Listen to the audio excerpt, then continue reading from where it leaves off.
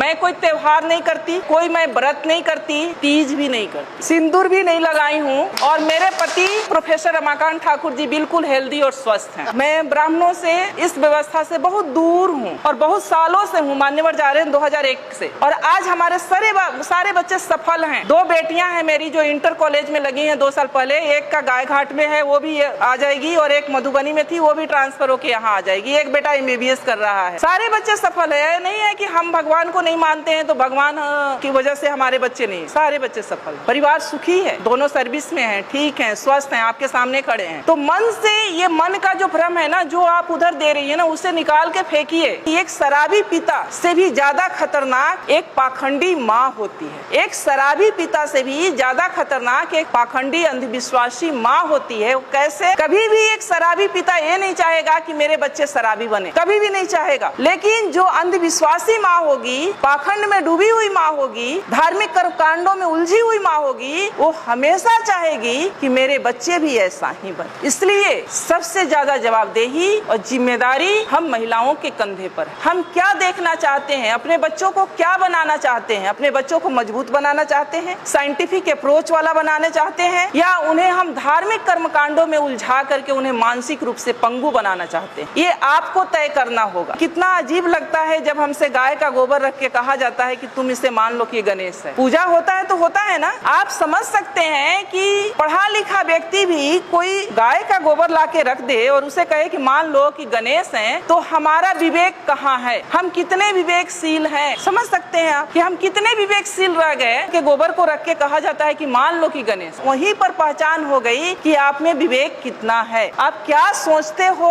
और क्या नहीं सोच सकते हो, सोचने की क्षमता आपकी कहाँ तक है। मानसिक टेस्ट, वो पैरामीटर, तो आप उन सब चीजों से निकले। बुद्ध शरण हंस जी लिखे हैं 4 खूंटे जिसमें हम लोग बंधे हुए हैं। उन 4 खूंटों को उखाड़ फेंकना है। पहला है ब्राह्मण पुरोहित। घर बनाते हैं हम, गृह प्रवेश किसके अनुसार होता है? गृह प्रवेश किसके अनुसार होता है? ब्राह्मण के अनुसार। बच्चे पैदा करते हैं हम, नामकरण कौन करता है? शादी विवाह ठीक करते हैं हम, बिना तिथि कुछ नहीं करते। तो वो जानता है, जबकि वो ऐसा है कि वो आपसे हो सकता है कि बिना पढ़ा लिखा ब्राह्मण हो, कुछ नहीं जानता हो, लेकिन वो जैसे नचाएगा आप वैसे नाचेंगे। दूसरा खूंटा है उनके शास्त्र, जो उन्होंने शास्त्र लिखे हैं। वेद है, उपनिषद है, गीता है, महाभारत है, मनुस्मृति है, जिसमें महिलाओं के लिए पता है आप लोग को क्या लिखा है? महिलाएं एक लता की समान है। लता मतलब समझती हैं, जो ये बेल होती है, बेल, तुरई की बेल होती है, लौकी की बेल होती है, उसके समान है। यानी उसमें कोई दम नहीं होता है, कोई शक्ति नहीं होती है, उसको ऊपर चढ़ने के लिए सहारे की जरूरत होती है। उसी तरह से महिलाओं को माना है कि महिलाएं